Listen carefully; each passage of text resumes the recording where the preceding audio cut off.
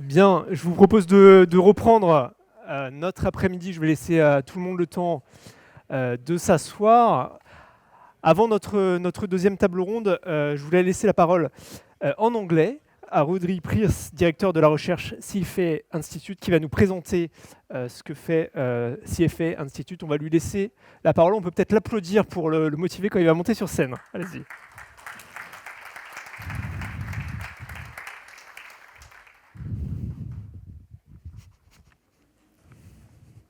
OK. Pardonnez-moi pour parler en anglais, but merci pour CFA Society France for the opportunity to speak today. So, the purpose of my remarks today are to provide some big picture context around the discussion on sustainability and investment management, to take stock really of the factors that are driving and influencing the sustainability trend, to understand where the industry is at currently in the transition towards a more sustainable future, and also importantly to consider the actions that are needed to evolve the industry towards a path and a future state where sustainability is a mainstream part of investment management. My slides will include some data. We at CFA Institute have conducted some research and several surveys on the topic of sustainability, taking into consideration both the views of investment professionals, CFA members, as well as end investors. So I'll be pleased to share some data with you today, and I hope that this sets the context for a good panel discussion that will follow my remarks. So I think to start off, it's important to understand what we mean by sustainable investing. I think this term has a number of different connotations and meanings to different people. But really, there's three key points that I want to articulate today. Firstly, we see sustainable investing as being additive to traditional investing. It does not mean a rejection of foundational concepts. It's about extending our thinking and our frame of reference beyond a traditional two-dimensional view of risks and expected returns to think more broadly about non-financial factors and the impact of a firm's actions on the environment. Secondly, sustainable investing develops deeper insights about how value will be created using ESG. So ESG, I think of as the ingredients, environmental, social, and governance factors that help inform and shape a sustainable investing strategy. And the third point that's important to consider is how sustainability considers investors' impacts on many stakeholders. So there is a cross-sectional dimension here that we need to consider impacts on not just investors, but customers, stakeholders in the supply chain, corporate and political actors as well. But there's also a time dimension, so considering the intergenerational trade-offs and impacts across successive generations and beneficiaries. So these temporal and cross-sectional elements are important to thinking about our long-term frame of reference when it comes to sustainable investing. So I've organized my thoughts around these four areas that helpfully spell in English the acronym IDEA: influences, drivers, enablers, and actions. And I'll talk through each very briefly today. So the influences looks at the current state of demand and the macro factors that are shaping the trend towards the greater adoption of sustainable investing. The drivers looks more specifically at the investment model, the business model, and gauges the current level of appetite for sustainable investing strategies amongst end investors. And then in the enabler section, I'll focus on the people model, the talent, the skills that are needed to help firms advance their sustainable investing capabilities, but also look at the data needs as well. Clearly, data is a huge area here in equipping firms with the right information to incorporate sustainability into the investment process. And then finally, I'll conclude with 6 actions that I think are important for the industry to consider and to embrace if we are to advance sustainable investing. So let's start off with the influences. And this slide actually is pretty rich in information. It's quite light in terms of what you see on the screen here, but there's a lot of context behind the points that I make. And the points that I want to draw your attention to is the left-hand column, what we call the mega trends shaping the future state of the investment industry. And each of these trends has an impact on a number of different scenarios for the investment industry, but all of them relate to sustainable finance. So let me talk you through some of these trends. Firstly, shifting demographics. This speaks to the fact that we see in certain Western European, North American, and other mature developed markets, aging populations. But that contrasts with emerging markets, parts of Africa, parts of Asia Pacific, where we see much younger populations and rapidly growing populations. And so what this means is that the shifting demographics will have implications for the strength and resilience of retirement income systems, but it also has implications for those intergenerational trade-offs around the net zero transition. And those trade-offs will be felt differently within markets, but across markets, given the evolving nature of demographic trends. Second point is around technology transformation. Clearly, technology is evolving rapidly in the investment industry at an accelerating rate, I would argue. And today we see an abundance of data and new tools to allow us to harness that data, incorporate it into the investment process. And this creates a number of opportunities to build a richer insight into the sustainability drivers shaping business outcomes. But it also speaks to the technological advancements that are both taking place and are necessary to enable the transition to a net zero future. Deglobalization is a term that is often talked about today and clearly is a major macroeconomic factor shaping trade and capital flows. We see the world becoming more fragmented, breaking up into economic zones, and that clearly has implications for the distribution of products, the supply chain, and the stakeholders that are involved. And it also means it's arguably more challenging to reach political consensus around a number of the important topics that are relevant to the net zero journey. Socioeconomic imbalances speaks to the rising inequality among societies, but also underlines the fact that there will be both winners and losers in the net zero transition, and how governments account for the disparate impacts of net zero on the poorer elements of society will be a very important consideration. We often hear the term the just transition. That is an area clearly that needs a lot more focus by firms and by governments going forward.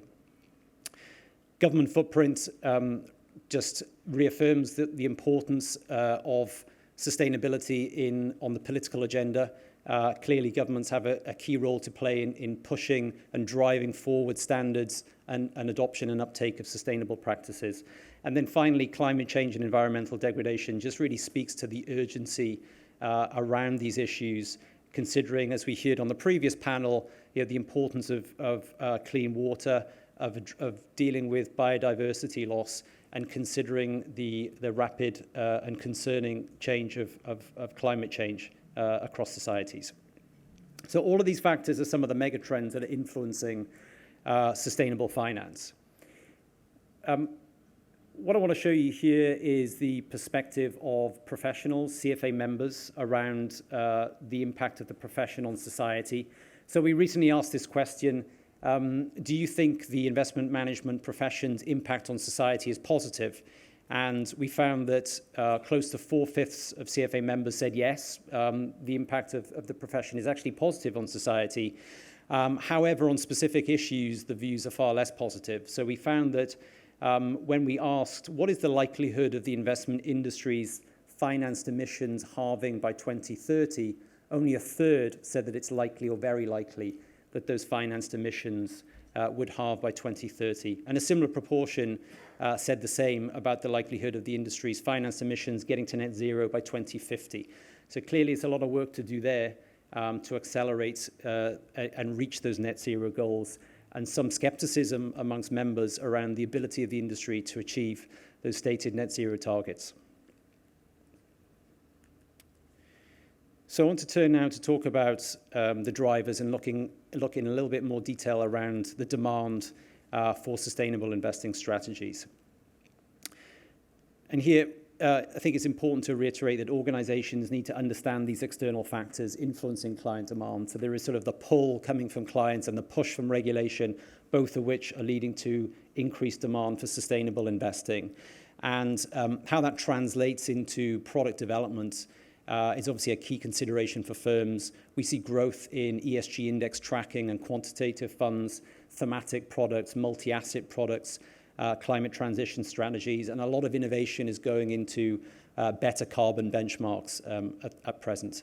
How that's reflected in demand, currently we see relatively low proportion of retail investors that we surveyed saying that they currently employ ESG strategies. So the chart on the left-hand side shows that roughly less than 20% of retail investors surveyed globally say that they currently employ ESG strategies. But there is high interest for investing in ESG strategies going forward, which is shown on the right-hand side of the slide here. So that we see, in some cases, more than 3/4 of investors, particularly those under the age of 44, saying that they are either interested or very interested in investing according to ESG principles in future. And that interest actually tapers off as you progress through the different age cohorts of the investor base that we surveyed. So this is really showing the same question, but looked at across a variety of markets, around 15 different markets that we included in our survey. And I've highlighted France in red here. And what you see on the slide is that there is actually not a lot of change over the last 2 years. So we first did this survey in actually 2018. I'm showing the results from 2020 and the 2022 surveys, and it's fairly consistent. 10% of retail investors in France say they currently employ strategies that incorporate ESG factors, but around 2/3 or a little over 2/3 say that they are either very interested or have potential interest in the future in employing such strategies. And that's actually down slightly from 2020, but fairly stable on the whole. So the big picture that we see across markets actually is that demand is steadily increasing, but as I said, albeit from a relatively low base of those who already employ ESG strategies. Turning now to considering what are the drivers for demand and interest in ESG strategies. Is it to improve risk-adjusted returns, or is it to invest in products that align with one's personal values and beliefs? So this is the survey question that we asked here. What is your motivation for investing in ESG? For our institutional investor respondents, around 2/3, as shown on the top here, say that they expect ESG investing to result in higher risk-adjusted returns. So it's primarily a financial motivation for incorporating ESG factors into the investment process. However, for retail, globally, we see only 31% saying that they expect ESG investing to result in higher risk-adjusted returns. And a relative majority of retail investors, 44%, said that they want to express personal values or invest in companies that have a positive impact on society or the environment. So for individual retail investors, it's really those values and beliefs that are motivating the increased demand for ESG, whereas on the institutional side, it's about improving risk-adjusted returns. And then if you look at the country level breakdown, so this just shows the retail investor responses only.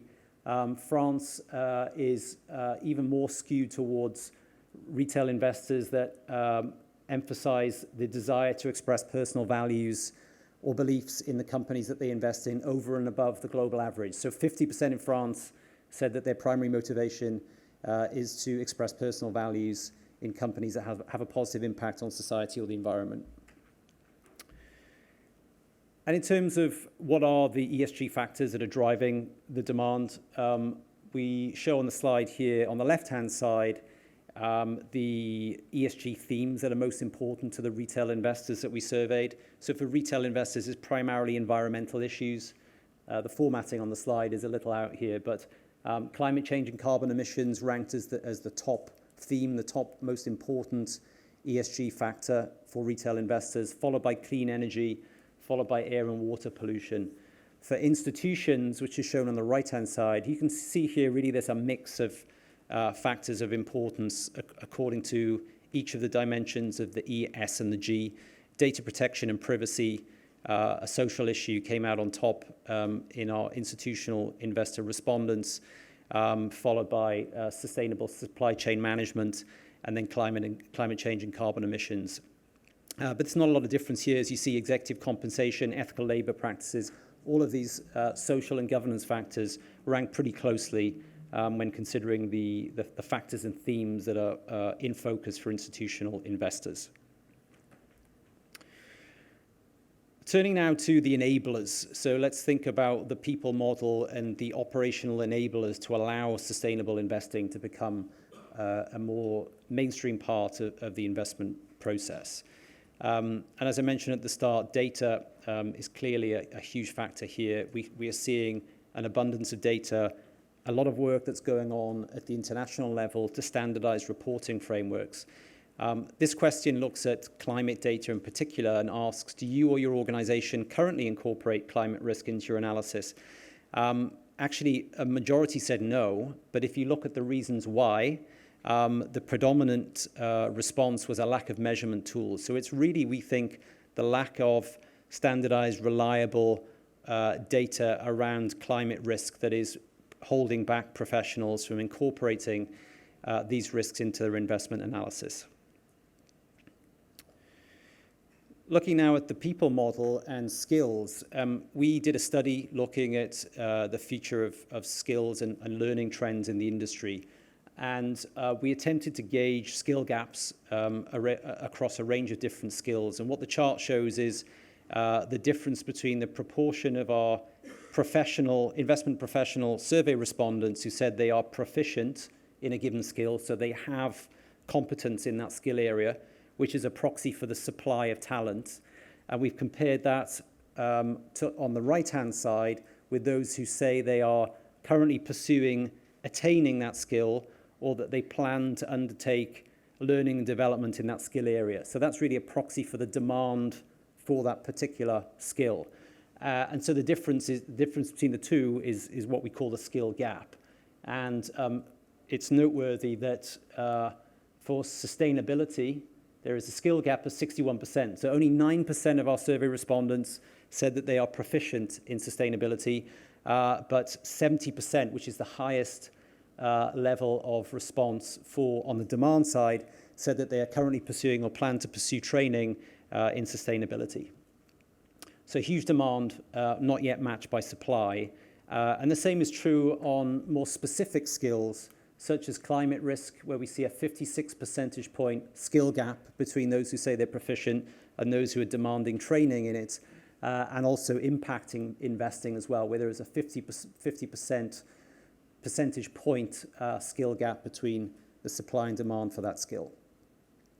So I think the conclusion from this chart is that there is much more to be done in order to upskill professionals and to ensure that the human capital of the investment industry is at a state where sustainability can be reliably and consistently incorporated into the investment model.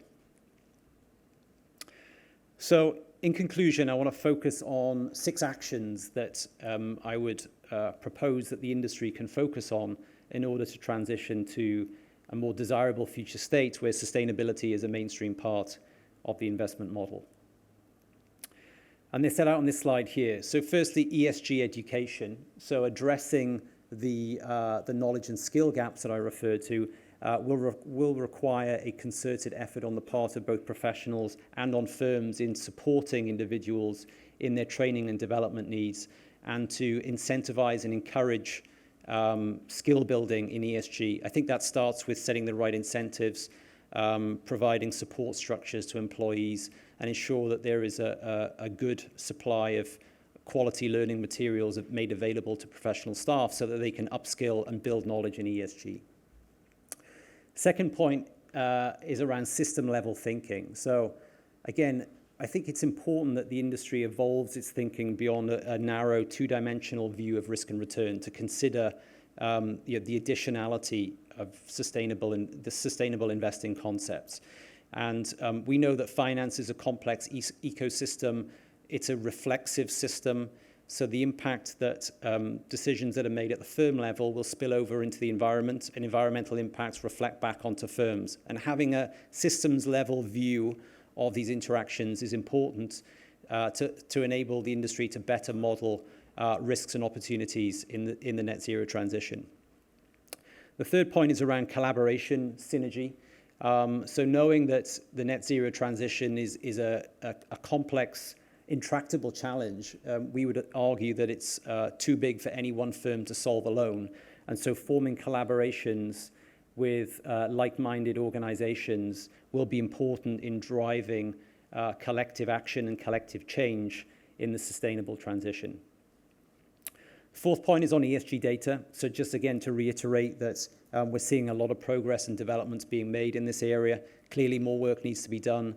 It's been encouraging seeing the development of the International Sustainability Standards Board and the improvements in the reporting of structured data. We also see a preponderance of alternative data that is now being incorporated into the investment process to give a fuller and more complete picture of sustainability risks and opportunities. So using technology to harness and exploit that alternative data will be part of, again, increasing a firm's sustainability capabilities. The fifth point is around innovation. So again, understanding the demand drivers, the preferences and motivations of investors, realizing that retail investors are really looking for those values-driven beliefs and having values drive their motivations for making decisions. Firms will need to innovate and create simple products that align to themes and issues that match retail investors' beliefs and priorities. And I think there's a lot of opportunity here for new product innovation to take place. And then finally, purposeful culture. So it really starts with a firm setting out a vision and a strategy for how sustainability will be incorporated into the business model, providing incentives and encouraging training and development in skill building, and really setting the right tone around the importance of sustainability in a firm's purpose statement. So with that, I hope that gives you a good flavor of the big picture forces shaping sustainable investing and some concrete actions. I'm going to stop here and would like to pass back to the organizers, and we look forward to a panel discussion where I hope we can delve into some of these issues in further detail. Thank you.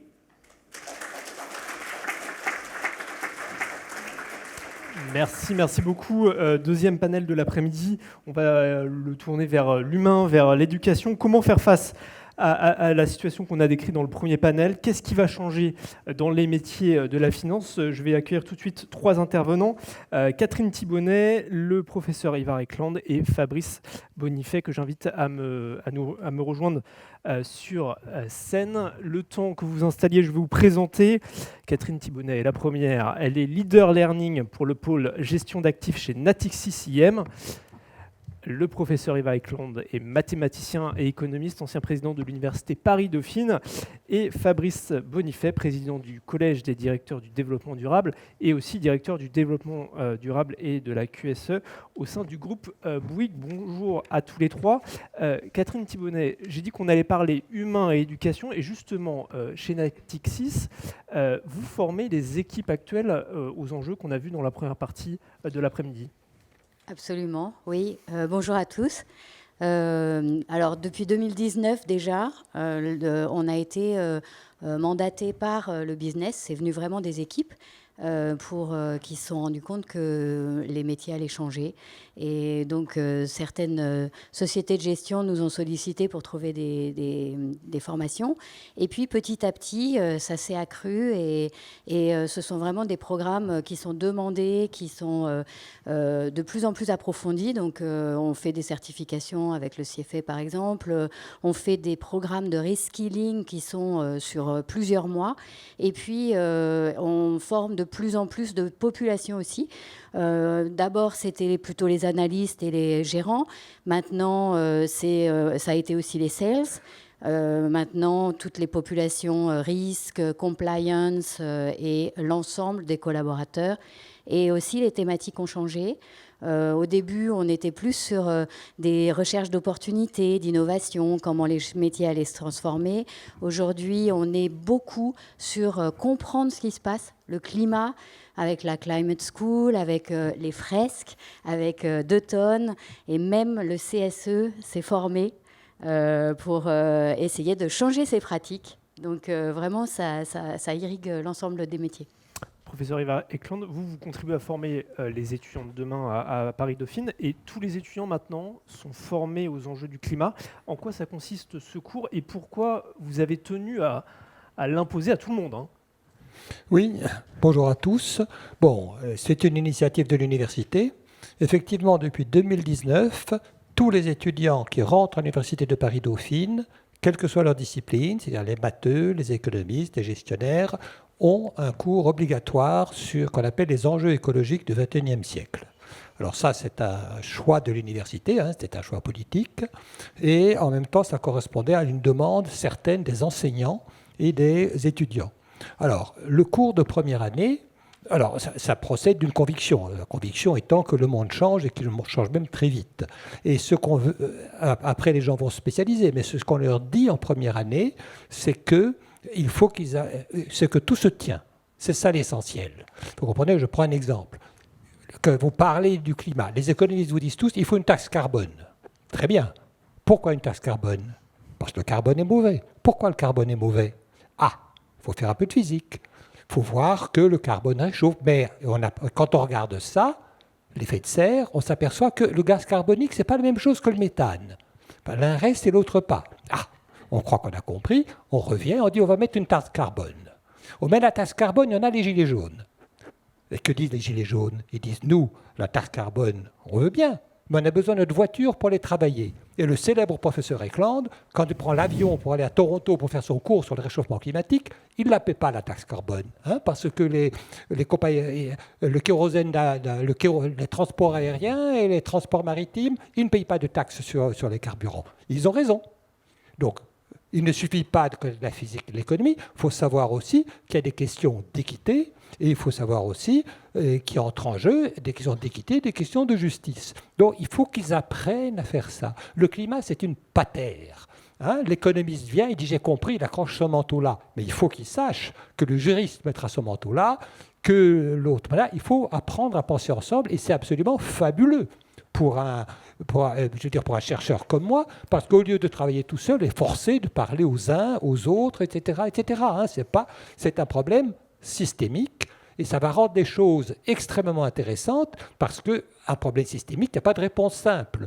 Donc les réponses vont se construire en partant, en allant sur le concret, en voyant diverses disciplines, et c'est ça qu'on essaye d'enseigner aux étudiants. Ne restez pas dans votre spécialité, allez voir ce qui se passe ailleurs, et sachez bien que le problème est complexe, et voyez tous les retentissements qu'il peut avoir. C'est ça qu'on leur apprend. Pas de solution simple à un problème complexe. Non. Fabrice Bonifay, dans les entreprises, est-ce qu'on a pris conscience de tous ces enjeux et est-ce qu'on est prêt à se transformer? Vaste question. Pris conscience, non. Non, en fait, oui, on a tous pris conscience qu'il se passait un truc sur le climat. Maintenant, on est à l'heure de choix. De choix sur les modèles économiques. Parce que dis-moi comment tu crées la valeur, je te dirai qui tu es, et dis-moi ce que tu fabriques, et je te dirai comment ça va se passer pour toi dans les années qui viennent. Le problème de ce sujet, qui est effectivement extrêmement complexe, c'est qu'il va falloir qu'on choisisse entre l'essentiel et le non essentiel. Améliorer des produits qui n'ont plus lieu d'être, ça n'a pas de sens. Quand je dis plus lieu d'être, c'est que comme on a atteint, donc on a dépassé 6 des 9 limites planétaires, de toute manière, on ne va pas pouvoir continuer d'exploiter les ressources de la planète à la vitesse où on les exploite. Très longtemps, on a atteint ces limites, on le sait aujourd'hui dans les entreprises, mais les injonctions contradictoires sont telles que tout le monde veut qu'on fasse du vert, mais en maintenant les mêmes fondamentaux de rentabilité qu'on a toujours connus depuis des décennies. Et ça, c'est pas possible. C'est pas possible, c'est plus possible. Donc tout le monde ment à tout le monde. Voilà. Donc on dit aux investisseurs ce qu'ils ont envie d'entendre. Les investisseurs croient ce qu'on leur dit sans vraiment le croire. Enfin, c'est du théâtre. On est rentré dans du théâtre. Voilà. Donc je ne sais pas combien de temps ça va durer, le théâtre, mais en tout cas, ce n'est pas très sain. Parce qu'en fait, tout ça, le business, logiquement, ça devrait se bâtir sur la confiance. Et aujourd'hui, quand je vois les trajectoires proposées par certaines entreprises, je dis, eux-mêmes, est-ce qu'ils y croient vraiment?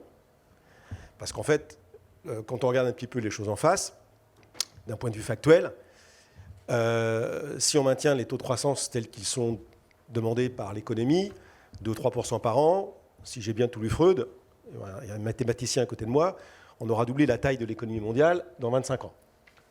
Donc on est sur un PIB mondial de à peu près 100 000 milliards de dollars aujourd'hui, on sera à 200 000 milliards en 2050.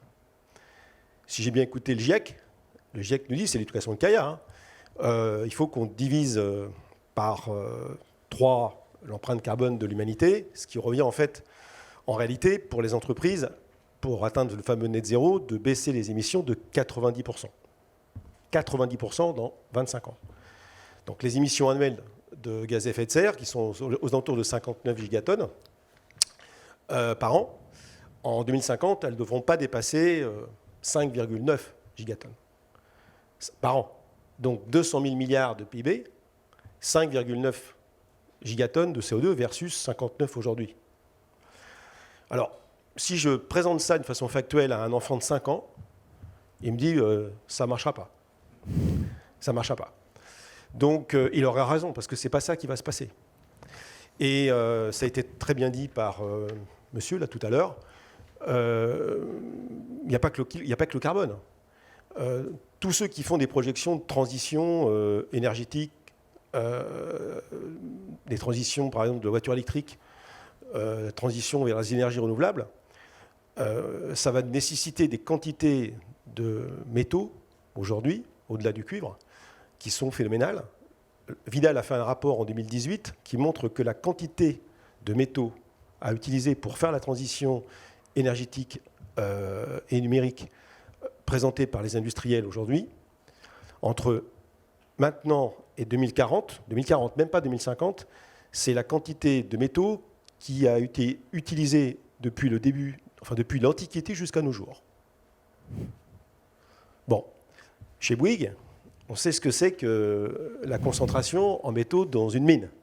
Quand je suis rentré chez Bouygues il y a 34 ans, le cuivre était à 109 $ la tonne. Alors il y a de la spéculation, enfin la tonne de cuivre aujourd'hui, elle est à 8200 $. Les concentrations en minerai de cuivre, effectivement, étaient aux alentours de 16% il y a 40 ans. Aujourd'hui, on est entre 0,6 et 3% pour les mines les plus productives. Donc, multiplier par 3 la consommation, la production de cuivre d'ici 2040, ça nécessite d'ouvrir des dizaines et des dizaines de sites supplémentaires avec une acceptation sociétale où je doute vraiment que les populations qui habitent autour vont accueillir ça avec bonheur. Donc, qu'est-ce qui va se passer?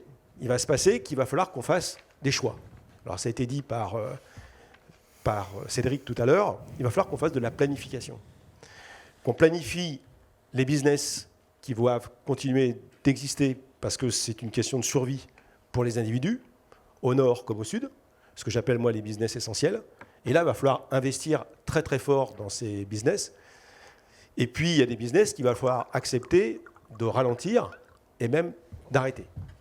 Et pour éviter des drames sociaux... Il ne faut pas tout verdir dans l'économie. Mais, je répète, verdir, améliorer un système, un processus, un produit qui ne devrait plus exister, ça n'a pas de sens.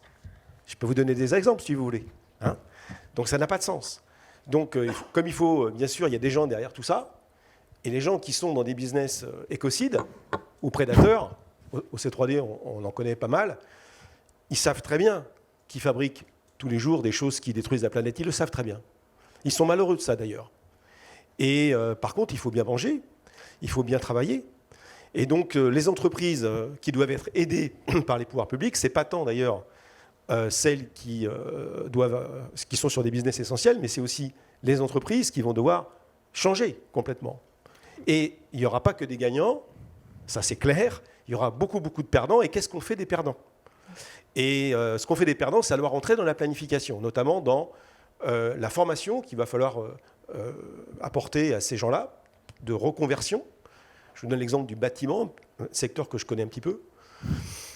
C'est sûr que le modèle constructif qu'on a utilisé massivement sur la planète depuis 70 ans, poteau-poutre, béton, il a quand même du souci à se faire. Parce que le béton vert, ultra bas carbone, oui, il y en aura, mais pas du tout dans les quantités industrielles dont on va avoir besoin si on veut continuer de construire un petit peu.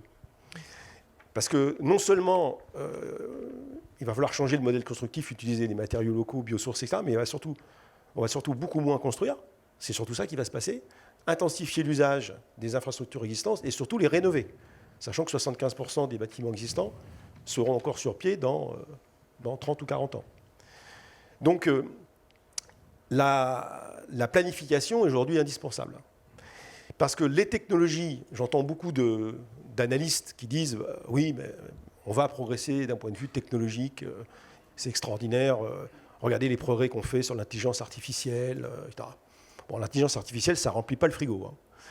Et quand bien même il y aurait une technologie magique qui arriverait aujourd'hui en matière de production d'énergie bas carbone ou de transport, après il faut se projeter sur combien de temps on va mettre pour déployer cette technologie à l'échelle planétaire. Et je rappelle que les chiffres du GIEC sont juste implacables. On a émis 2560 gigatonnes de CO2 dans l'atmosphère depuis le début de l'ère industrielle.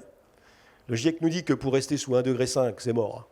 Il reste 400 gigatonnes dans le budget carbone de l'humanité, et on aurait atteint, au rythme des émissions actuelles, c'est-à-dire aux alentours de 59, on aura mangé ce budget en 2032, avec 68 ans d'avance sur l'objectif de l'accord de Paris. C'est ça la réalité. Donc, les technologies magiques qu'on nous annonce, la croissance verte qu'on nous annonce, de toute manière, peut-être qu'elle arrivera, mais vu le temps, vu la temporalité qui nous reste pour réduire, ça n'arrivera jamais assez vite. Donc, il va falloir qu'on prenne des mesures radicales, une économie de guerre, pour décarboner l'essentiel et arrêter le non-essentiel. Une des questions clés, c'est le financement de la transition. Professeur Alexandre, vous dites que c'est notamment à la puissance publique d'intervenir. Alors, nous sommes en guerre, il faut reprendre ce slogan au profit de la transition écologique. Sur le financement, là on a parlé du paradigme risque-rendement. Tenez, je vais vous dire comment je pense. Vous voyez, là-dedans, j'ai les plans d'une usine qui va retirer le carbone de l'atmosphère, qui va l'enfouir sous terre, on n'en entendra plus jamais parler. Parfait. C'est bien pour tout le monde. Ça coûte 20 milliards. Qui paye? Je vois aucune main se lever. Hein. Vous voyez le problème? Le problème de ça, c'est qu'on investit des dollars aujourd'hui et on n'aura pas des dollars plus tard. On aura de l'air pur. Qui paye? Pas le privé. Et je ne vois que la puissance publique, je ne vois que l'État. Donc il y a un rôle essentiel de l'État. Alors, soit l'État peut investir, soit il peut créer une taxe carbone. Ce sont plusieurs manières de faire la même chose. Maintenant, sur les marchés eux-mêmes, je ne vois pas comment ils vont sortir du fameux paradigme risque-rendement. C'est-à-dire, ce que je vois autour de moi, c'est sur le marché, c'est les... Comment ça s'appelle ? Le paradigme first in class, c'est-à-dire à risque et rendement égal, on va prendre le meilleur du point de vue écologique, mais ça ne fait pas avancer le schmilblick. Je le croirais peut-être quand un banquier viendra me dire, ils me disent quelquefois, quel niveau de risque acceptez-vous? Ok. Le jour où il viendra me dire, à combien de pourcentage de rendement acceptez-vous combien acceptez-vous de perdre en rendement pour financer quelque chose, et vous acceptez de perdre 10% de rendement pour que ce soit vert, à ce moment-là, je croirais qu'on commence à faire quelque chose. Mais je pense qu'en ce moment, il y a une carence de l'État et qu'il demande au marché de faire des choses qu'il devrait faire lui-même. Il y a aussi des changements de comportement adoptés. Catherine Thibonnet, vous vouliez insister là-dessus. Comment on change les comportements concrètement? Comment on peut, quand on est, comme vous chez Natixis, aider à changer les comportements? Oui, alors c'est pas tout à fait une idée de financement, mais c'est vrai que ce qui est compliqué aussi par rapport à l'action, c'est de combattre son anxiété, de faire des choix, de renoncer, et du coup tout ça, ça passe par une transformation des comportements qu'on peut accompagner dans l'entreprise avec des formations sur les soft skills. Il y a aussi beaucoup, on en a parlé, de collaboration, d'innovation, et ça c'est plutôt, ça peut s'adresser avec la diversité, avec apprendre à communiquer ensemble et des choses comme ça. Mais bon, on n'a pas de baguette magique non plus. On sait que l'économie qui est la nôtre aujourd'hui va se transformer radicalement, de gré ou de force, j'ai envie de dire. Pourquoi on ne se prépare pas dès maintenant? Qu'est-ce qui bloque, professeur Eklund, pour agir dès maintenant? Alors, j'ai préparé un slide. Ah oui, c'est ce que Alors, je sors. voilà, c'est quand on va le Voilà. voir, voilà. Alors, on parle toujours de ce qui va se passer dans 40 ans, etc., etc. Non, ce que les gens ne réalisent pas, c'est que c'est là en ce moment. En ce moment. Alors, ce que je vous ai montré ici, j'ai 2 slides intéressants. Là, c'est à propos des assurances. Sur le truc de gauche, vous voyez les pertes au niveau mondial associées aux catastrophes naturelles, le climat. Bon, parfait. Et sur la droite, vous avez le coût des sinistres de grêle en France. Hein, la grêle. Bon, qui va assurer ce truc-là? Vous comprenez? Le climat jusqu'en 2050 est fixé. Si vous êtes agriculteur, vous le savez. Il y a des sites sur lesquels les agriculteurs vont voir et ils voient quel climat il va y avoir dans leur parcelle à telle époque et telle époque jusqu'en 2050 et ils font leur culture en conséquence. Donc, toutes les politiques climatiques, c'est pour après 2050. Donc, ça veut dire que vous avez un trend. On ne peut pas assurer un trend. C'est pas possible, hein. C'est-à-dire, et donc vous allez avoir maintenant, et dès maintenant, il va y avoir qui va assurer. Alors bon, dans les assureurs, ça leur est un peu égal parce qu'ils augmentent leurs primes tous les ans. Mais on va arriver au moment où ce n'est pas assurable. Hein. Qui va assurer les incendies de forêt dans le Var? Qui va faire ça? Qui va faire ça? Donc, il faut dès maintenant, on a ce problème. Hein. Dès maintenant, on a ce problème. Si on ne, il va se passer quelque chose, je pense, au niveau des assurances ou des choses comme ça. Alors pourquoi on ne fait rien?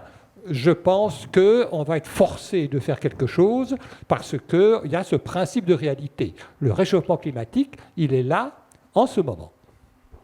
Ce principe de réalité, la contraction de l'économie, ça va forcément s'opérer? De toute façon, la contraction de l'économie, elle a déjà commencé. Hein. On compense par de la dette, ce qu'on n'arrive plus à mettre dans le système de production, ça fait déjà belle lurette. Hein. Donc on est quand même au pic de tout, au pic de l'érosion de la biodiversité, au pic des émissions de gaz à effet de serre, au pic des dettes privées et publiques, et on continue de croire que tout va continuer comme avant. Bon, moi je veux bien, hein. Donc c'est sûr qu'il y a beaucoup de résilience, l'élastique il est tendu au maximum, mais ça peut péter du jour au lendemain. Surtout qu'on sait qu'avec le climat, il y a des effets de seuil. Il y a un effet de seuil qu'on connaît très bien, que les climatologues connaissent très bien, qui est la fonte du pergélisol ou du permafrost en anglais, qui, le jour où ça va s'accélérer, cette histoire, il y aura une augmentation encore plus rapide du changement climatique, et on sait que ça va se situer aux alentours de 2030. Le GIEC nous dit aussi que les épisodes de chaleur humide, personne n'en parle ici, bien sûr, parce qu'on n'est pas dans un pays tropical, mais je peux dire que quand vous habitez au Bangladesh, au Pakistan, ou même en ce moment à Kuala Lumpur, la chaleur humide, c'est 38-39 degrés avec 100% d'humidité, c'est létal. Il y a 1,4 milliard de personnes qui vivent dans cette zone. Le GIEC nous dit lui-même qu'il y aura 243 millions de réfugiés climatiques avant 2040 à cause de ces épisodes de chaleur humide. Mais bien sûr, on va les accueillir à bras ouverts au nord.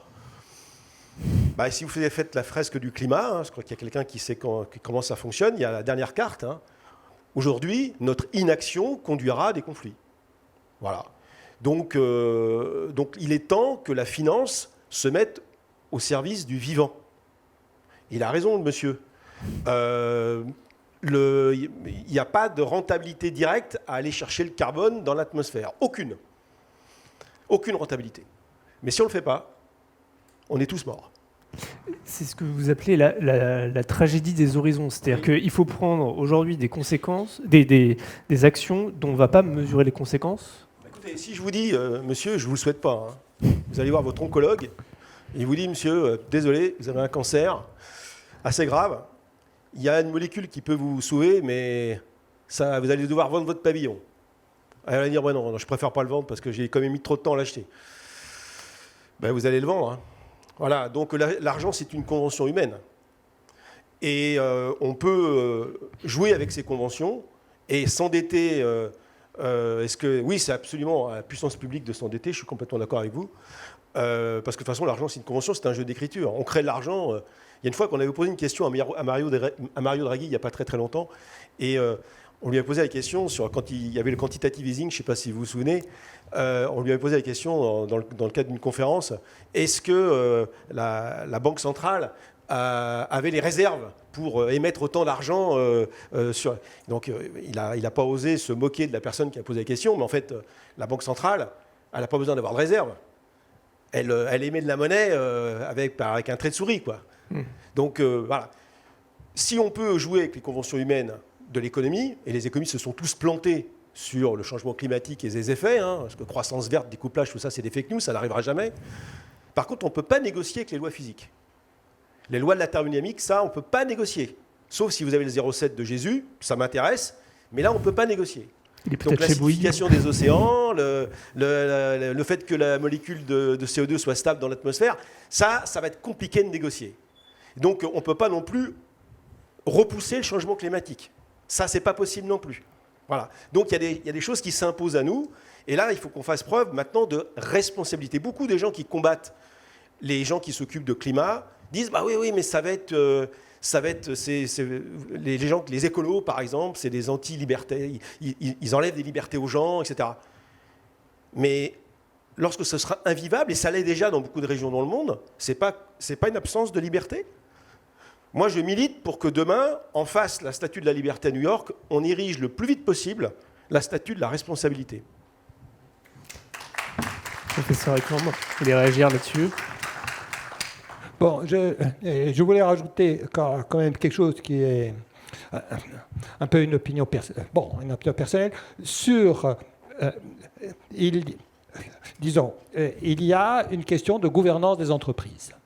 C'est-à-dire, il y a ce qu'on a appris en économie, en finance, ce qui vient des États-Unis, c'est toujours l'entreprise est là pour faire du profit. Ce n'est pas la tradition ni la loi en France, il y a des responsabilités de l'entreprise. Et il y a donc, dans la gouvernance des entreprises, il n'y a pas que le pouvoir actionnarial. Il y a maintenant en France des statuts d'entreprise à mission qui peuvent être pris au sérieux, qui veulent dire que l'entreprise a une mission à accomplir et que cette mission a autant de poids, sinon plus, que le profit. Il y a des entreprises qui commencent à se fonder là-dessus.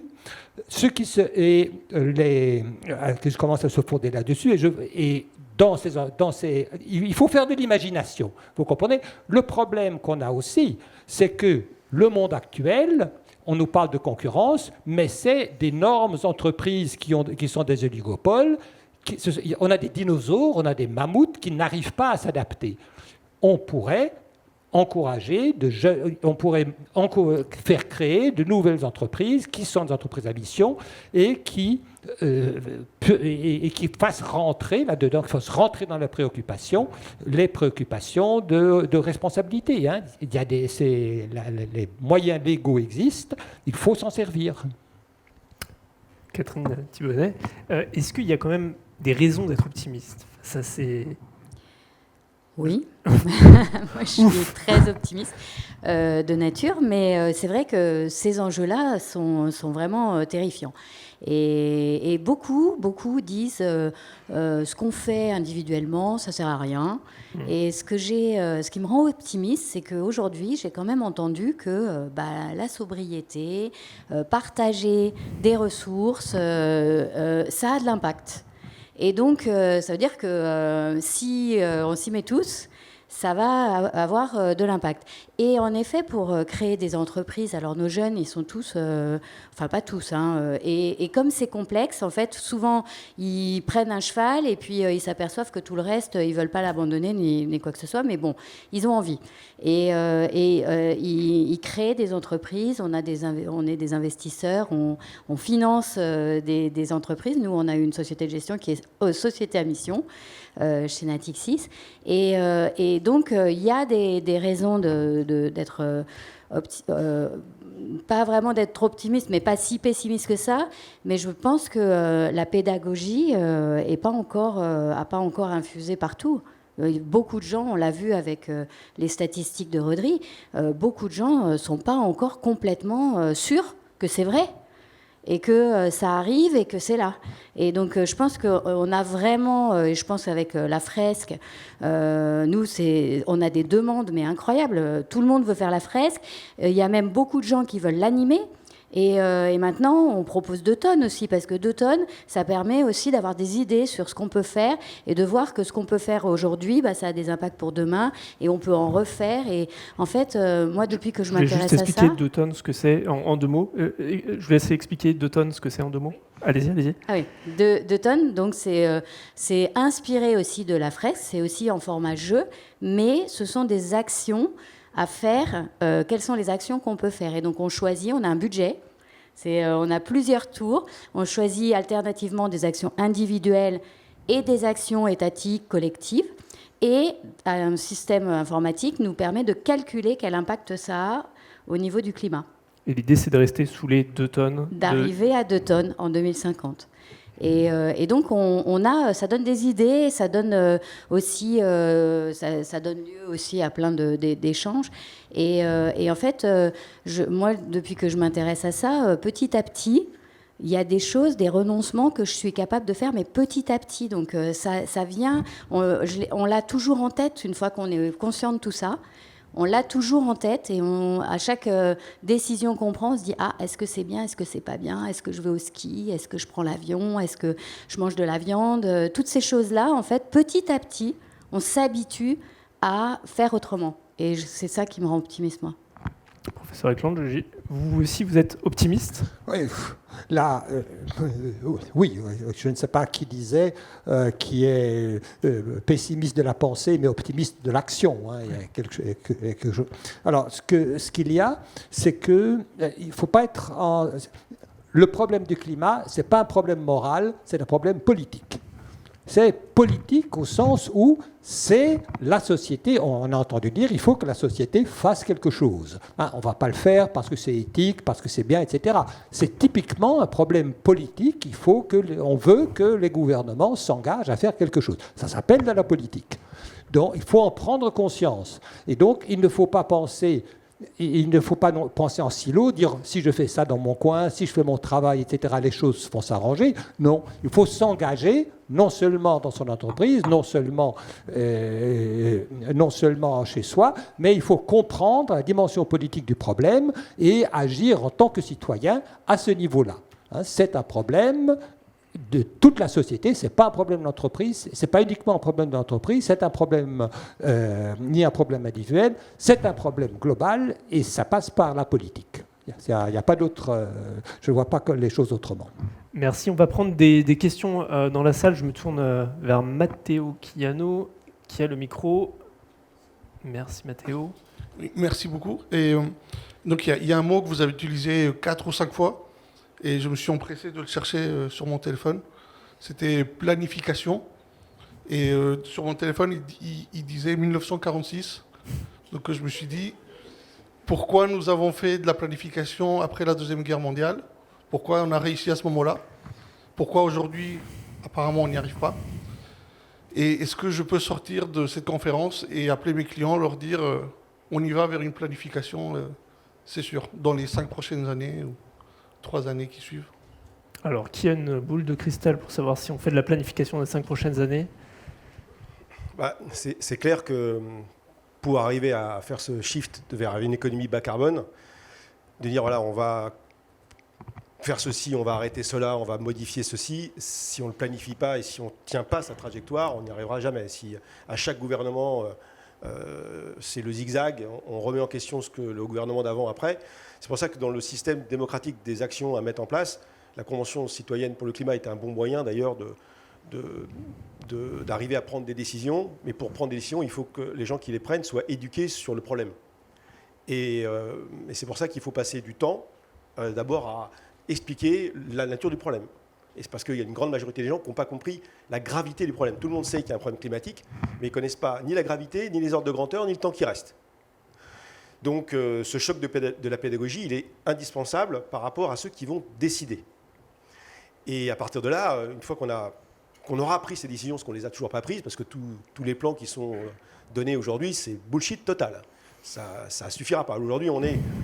Alors moi, tu ne m'as pas posé la question de savoir si j'étais optimiste ou pessimiste. Moi, je suis pessimiste aujourd'hui. Pourquoi je suis pessimiste? Parce qu'on est sur une trajectoire où on est comme dans une voiture à 150 à l'heure. Il y a un mur à 200 mètres. On ne va pas arriver à freiner avant de taper le mur. Donc on va taper le mur de toute manière. Le réchauffement global, il est déjà de 1,2 degré. Et il y a 0 chance sur 1000 aujourd'hui qu'on atteigne les 1,5 degré, enfin qu'on ne dépasse pas les 1,5 degré. On va largement les dépasser. Donc, non seulement il faut qu'on réduise au maximum pour ne pas aggraver le problème, parce que chaque dixième de réchauffement supplémentaire va générer en gravité, en fréquence, des événements climatiques indésirables qui vont être détestables sur l'ensemble de la planète, mais aussi il va falloir qu'on s'adapte, si tant est qu'on puisse s'adapter. Nous, on partage avec le rat et le cafard une capacité d'adaptation importante. Mais nombre d'espèces vivantes ne pourront pas s'adapter. Et ça, c'est terrible. Donc, il est clair que la première priorité, c'est de réduire nos émissions le plus vite possible. Et j'ai peur que lorsque les gens vont comprendre la gravité du problème, eh bien, on soit très, très, très près du mur. Donc, c'est sûr qu'on va se mettre à freiner très, très fort. Vous allez voir que peut-être que dans 2 ans, dans 3 ans, en France, on aura la canicule de la canicule. Et là, ça ne sera pas simplement les vieux qui vont mourir, mais les bébés. Là, on va peut-être commencer à prendre conscience. Mais c'est Jean Monnet qui disait, de toute manière, on a toujours réagi de façon drastique quand il y a des guerres, quand il y a des crises. Alors, on a une très, très mauvaise capacité à anticiper. Les gens savent que fumer, c'est pas bon pour leur santé, ils fument quand même. Ils savent que c'est pas bien de faire plein de choses, ils le font quand même. Donc il y a un truc dans le cerveau qui fait que, ouais, c'est un peu la chanson de Jacques Dutronc, j'y pense puis j'oublie. On en est tous là. Donc il va falloir qu'il y ait non seulement un choc de la pédagogie pour y arriver, il va falloir qu'on ait du leadership, il va falloir qu'on ait aussi cette capacité à travailler les uns avec les autres, parce que personne ne possède la solution en réalité. Ça sera des approches qui seront plus collaboratives. Il va falloir qu'on utilise bien sûr la technologie, on va en avoir besoin, mais de mettre tous nos espoirs sur une technologie qui n'existe pas encore, ou même si elle existe aujourd'hui, n'aura pas le temps de se déployer dans les temps, ça c'est de l'irresponsabilité. Donc en réalité, dans la plupart des business, on sait faire autrement. Il n'y a que ça qui me rend un petit peu optimiste. C'est pas comme si on était bloqué sur des solutions qui n'existeraient pas. On sait construire autrement. On sait aménager la ville autrement. On sait se nourrir autrement. On sait se vêtir autrement. Donc, mais par contre, on sait qu'il va falloir qu'on arrête de fabriquer des trucs, je le répète, qui ne devraient plus exister. Et ça, c'est vraiment le plus important. Et parce que 80% en fait de ce qu'on fabrique aujourd'hui et que ce qu'on achète aussi, on pourrait s'en passer. Et si on met en place, comme l'a dit Cédric Regenbach tout à l'heure très justement, j'ai écrit un bouquin qui s'appelle L'entreprise contributive avec Céline Puffardichvili. On a regardé dans le monde les entreprises qui prenaient en compte non pas la main invisible du marché dans leurs données d'entrée de leur modèle économique, parce que ça, on a tous fait ça et on a vu où ça nous a mené aujourd'hui, que la main invisible du marché, que la régulation allait se faire toute seule, etc. Fake news totale, on voit dans quelle merde on est. Il faut de la régulation, bien sûr. Et en fait, on s'aperçoit que chez les entrepreneurs qui ont compris, parce qu'il y en a quand même quelques-uns, heureusement, eh bien, ces entrepreneurs prennent comme donnée d'entrée les limites planétaires. Ah bah oui, là, c'est plus le même sport. Parce qu'en fait, aujourd'hui, si on était lucide sur ce qui se passe, il faudrait présenter à ses actionnaires son plan d'affaires avec les incidences en termes d'émissions de carbone et de consommation de ressources primaires. Parce que le business, c'est des matières premières transformées avec de l'énergie. Et en fait, quel est le budget carbone aujourd'hui qui doit être attribué aux entreprises pour faire leur business? 0. Donc c'est facile de gagner de l'argent aujourd'hui en polluant la planète. Aujourd'hui, les entreprises qui gagnent le plus d'argent dans le monde sont les entreprises qui polluent le plus.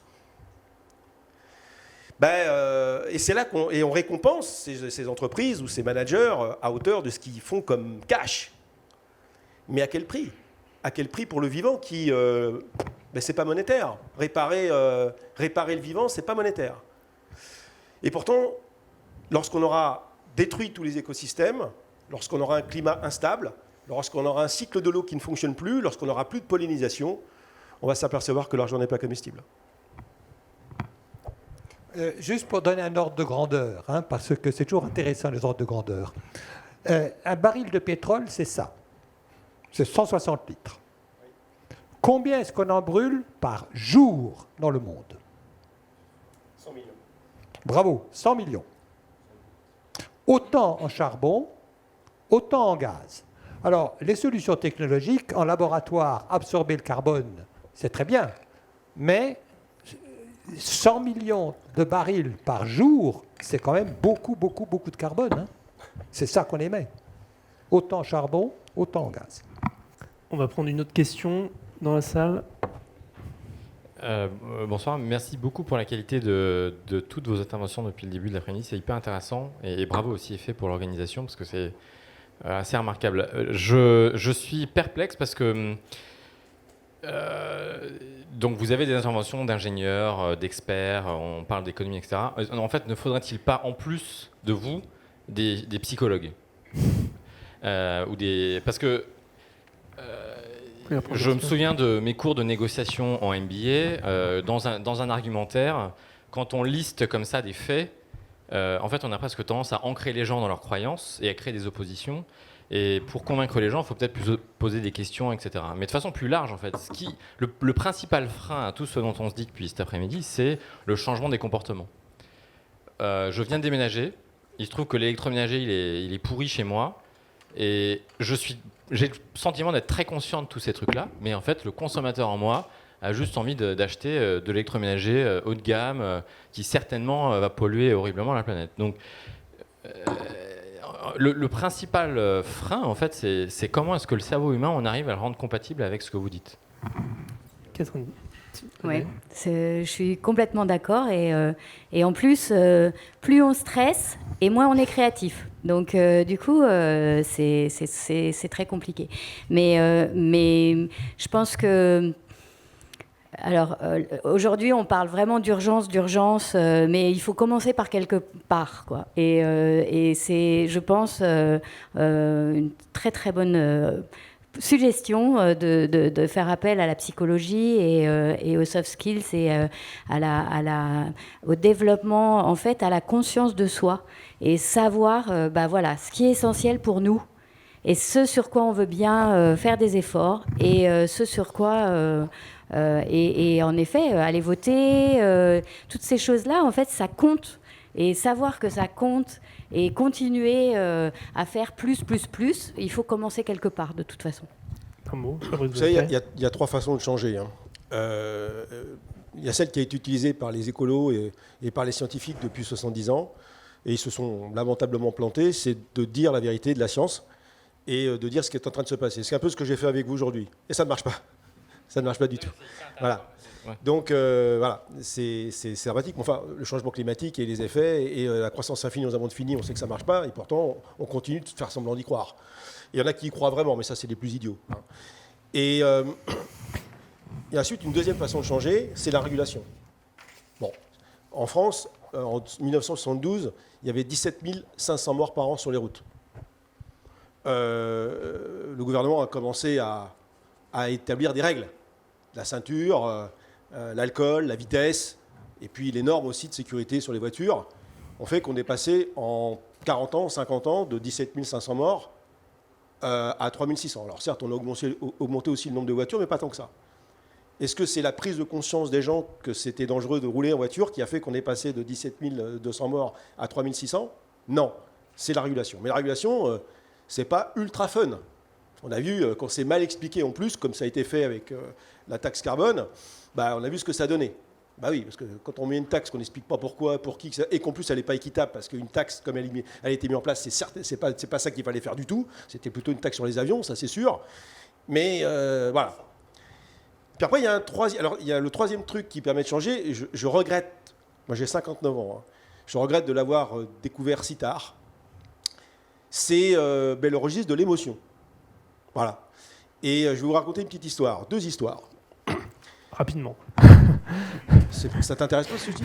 Rapidement. Non, mais il y a encore une keynote et après il y a un temps Ouais. d'échange qu'on pourra prolonger. Vous voulez que je vous la raconte quand même? Bon, racontez la première. Je vous propose que vous racontiez la première et la deuxième, vous la racontez juste après au temps de cocktail. Alors, je vais commencer par la deuxième. Ah. Il y a mon ami Timothée Paris qui raconte souvent une histoire dans ses interventions. C'est en Espagne, il y a eu. Alors, excusez-moi, je ne fais pas de fixation sur les malades, hein, mais il y a eu une étude il y a quelques années où ils ont interrogé en fait des malades avec une maladie chronique en fin de vie, dans des soins palliatifs. Et c'est des gens qui ont très très peu de jours à vivre. Et il y a des psychologues, là pour le coup, qui leur ont demandé il y en a 8000 qui ont été interrogés, donc c'est quand même assez, statistiquement, d'un point de vue statistique, ça tient la route.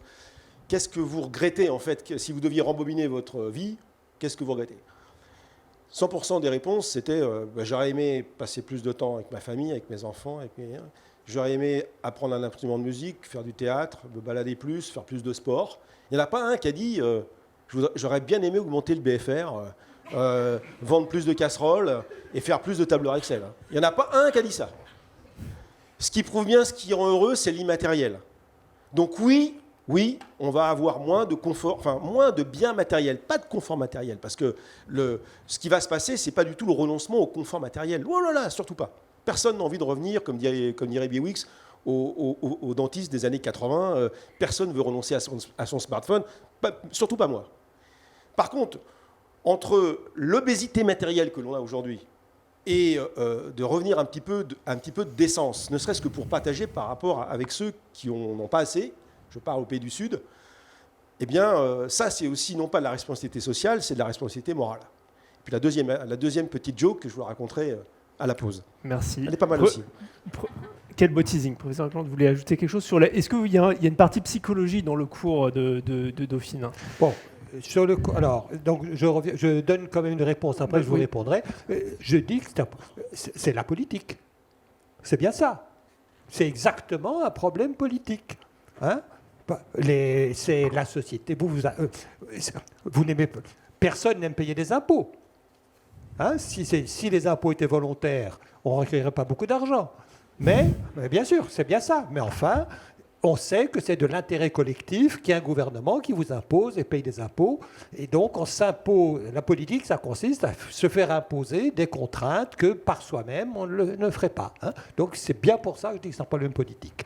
Bon, maintenant, sur la question que vous posez, la psychologie. Oui, vous avez répondu. Oui. Que vous posez sur la psychologie, c'est vrai qu'il y a un problème. Sur le cours, on a découvert qu'il y a un problème d'éco-anxiété. Hein, c'est-à-dire qu'on ne peut plus se contenter maintenant de dire aux étudiants, voilà ce qui se passe, etc., parce qu'ils disent, ça on le sait déjà, et de toute façon on va à la catastrophe, etc. Ils disent en même temps, il faut que vous nous donniez des solutions. Alors, une solution, il n'y en a pas, mais il faut être hands-on et leur parler, par exemple, d'entreprise à mission, leur parler... Entreprise contributive, c'est Dauphine. Hein. Il faut être créatif, non seulement du point de vue technologique, hein, en inventant des trucs pour absorber le carbone, mais aussi du point de vue structure, etc., etc. Il y en a des choses à faire. Les juristes aussi. Hein. Les juristes, on donne une personnalité morale, on peut attaquer l'État, etc. Dans toutes les disciplines, il y a quelque chose à faire. L'informatique, on peut penser à la programmation verte. Je veux dire, c'est merveilleux ce qu'il y a à faire, hein, mais il faut expliquer aux gens que chacun dans son coin, en dehors de la politique, il faut, dans son métier, penser ces choses-là. Et ce cours de Dauphine, il est disponible sur Internet. Merci, on peut le dire. Oui, si le cours vous intéresse, il est disponible et il est sous la licence Creative Commons. Hein, merci voilà. Beaucoup à tous les trois. Merci infiniment pour vos témoignages.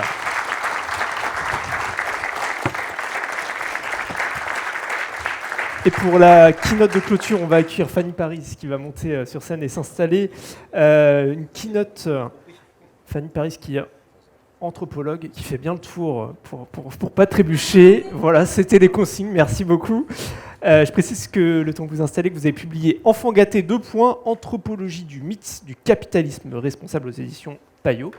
Et je vous laisse la parole. Bonsoir à tous. Je suis ravie d'être avec vous et avant de commencer, j'ai une bonne et une mauvaise nouvelle pour vous. La première, la bonne nouvelle, c'est qu'on est à une intervention de l'apéritif. Et la mauvaise, c'est qu'entre l'apéritif et maintenant, vous allez vous taper 30 minutes d'anthropologie. Donc, pour ceux qui connaissent, vous savez que ça va être un petit peu hard, même si on va essayer de faire au mieux. Et pour ceux qui ne connaissent pas, je vous explique. Généralement, toutes les prises de parole des anthropologues sont certes peut-être intéressantes sur le fond, mais sont très scientifiques. Donc, courage à vous, tout va bien se passer. Je vais vous présenter, pendant le temps où on va être ensemble, une partie de mes travaux de recherche qui sont une illustration des différents angles de réflexion que l'on peut avoir pour décaler le regard et avoir peut-être une interprétation complémentaire de ce qu'on a pu voir tout l'après-midi. Donc on va essayer d'aller au-delà du mythe anthropologique du capitalisme responsable. Pour commencer, c'est quoi l'anthropologie ? L'anthropologie, c'est l'étude de l'homme et des sociétés à travers le temps et à travers le monde. Et les anthropologues, leur job, c'est de gratter en quelque sorte le vernis culturel qu'il y a dans chaque groupe social ou dans chaque société pour essayer de comprendre comment les individus, d'un point de vue psychologique, mais surtout en groupe, vont interagir et comment leurs croyances vont avoir un rapport sur le monde qui va être spécifique. Si maintenant... on dézoome, on m'a enlevé un slide, c'est pas grave. Si maintenant on s'intéresse à la transition socio-écologique, pourquoi l'anthropologie peut amener une clé de lecture intéressante ? C'est parce que souvent on demande aux chercheurs ou aux experts de dire ce qu'on doit faire, d'expliquer des phénomènes complexes pour pouvoir apporter des solutions très simples et très rapidement activables. On nous demande de faire presque de la futurologie en mettant sous cloche le réel et la société pour proposer une utopie, la plus souvent verte, techno-orientée, qui nous permettrait de nous sortir du bordel dans lequel on est. Or, l'anthropologie, on m'a enlevé 2 slides en fait. Or, l'anthropologie, c'est pas ça, c'est qu'on va dézoomer au maximum pour avoir une vision systémique et de se dire que nous, ce que l'on regarde en tant qu'occidental, classe supérieure qui a très très peur du climat et qui aimerait que sa société et son quotidien ne changent pas trop, et qu'on lui apporte des solutions clés en main. Et avec l'anthropologie, c'est de ne pas être technophobe, mais d'être plutôt humain relativiste, en essayant de comprendre les enjeux et les freins d'une époque et d'un moment de société. Donc ce que l'on va voir ensemble, c'est comment le capitalisme construit un discours sur le monde d'après. On va essayer de regarder certaines photographies du réel afin de mettre à plat la réalité, de simplexifier le monde, et on va s'intéresser un petit peu à ce qui se passe ailleurs ou à ce qui se passe différemment à côté de nous pour avoir une ouverture d'esprit sur la diversité des manières de société. Et enfin, on reviendra sur les principaux enjeux anthropologiques de notre époque. Donc commençons et rentrons dans le monde merveilleux du capitalisme responsable.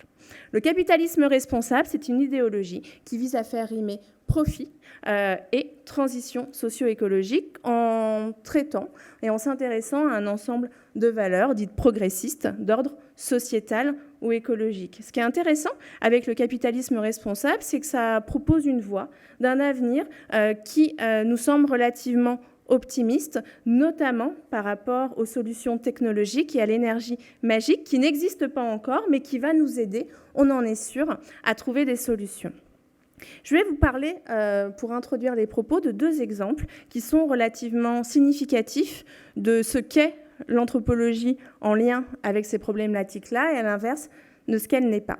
La première anecdote, c'est la question qu'on me pose le plus depuis à peu près 2 ans. C'est, d'après vous, qu'est-ce qu'une entreprise doit faire pour devenir un acteur majeur de la transition ? En tant qu'anthropologue, je reformule et c'est à chaque fois un petit peu de faire chier le monde en se disant « mais si on me pose cette question-là à chaque fois, déjà, pourquoi une entreprise, elle devrait être un acteur majeur de la transition ?» En tant que personne et en tant qu'anthropologue, je n'ai pas forcément envie d'être sauvée par Coca-Cola, par Ikea, par Bouygues ou par consorts, même si je n'ai rien contre ces entreprises et ces collaborateurs. En période de bouleversement, telle que la période que l'on vit actuellement, il est hyper important de questionner la place qu'elles sont en train de prendre dans la métamorphose de notre monde. Et si on ne peut pas remettre en question la pertinence de leur existence et de leur rôle, ça pose un sacré problème.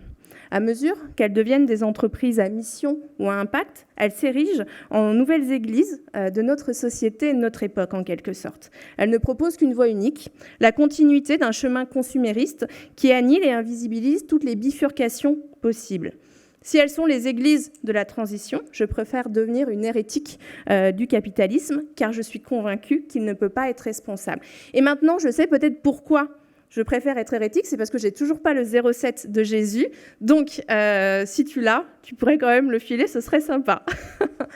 De manière plus sérieuse, l'enjeu et l'objectif avec les réflexions anthropologiques, c'est de se dire comment on use d'esprit critique, comment on lutte contre toute pensée totalisante, telle qu'elle soit, et comment on ose la nuance, que ce soit ici, que ce soit dans vos entreprises respectives ou même avec vos proches.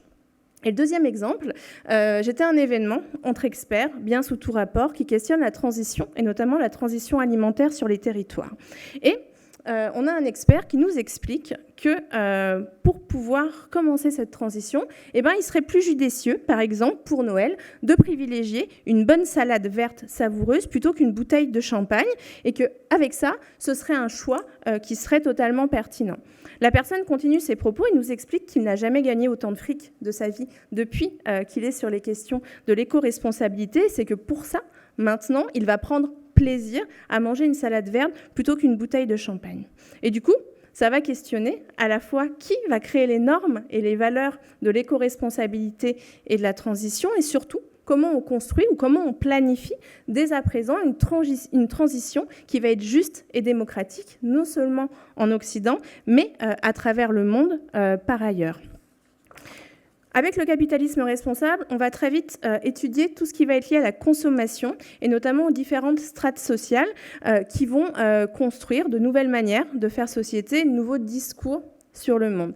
Dans mon ouvrage « Les enfants gâtés, anthropologie du mythe du capitalisme responsable », je me suis notamment intéressée à deux catégories de population, ceux que j'ai appelés les nouveaux sauvages, qui sont une élite médiatico-créative très bien dotée socialement, culturellement et économiquement, dont vous faites partie et dont je fais partie, donc c'est pour ça que je me permets d'avoir un regard un petit peu critique parfois, et les enfants gâtés qui constituent les classes moyennes majoritairement et qui vont adhérer au discours des nouveaux sauvages sur la transition. Un discours qui va imposer une nouvelle culture légitime, celle de l'éco-responsabilité, qui correspond davantage au maintien d'un système et de leurs privilèges plutôt que d'être en adéquation avec le mode de vie du reste de la population. Ce qui va induire le maintien du collectif dans un statu quo tout en donnant l'illusion du changement, alors qu'au final, rien ne se passe vraiment. Et c'est hyper contre-intuitif, parce que les individus ont énormément changé ces dernières années, à la fois dans leur tête, mais dans leur petite routine quotidienne ou dans leur manière de travailler ou d'aborder les projets. Mais par contre, si on dézoome, on se rend compte que tout est fait, que toute cette énergie est mise en place pour que rien ne change et qu'on ait une permanence de nos institutions.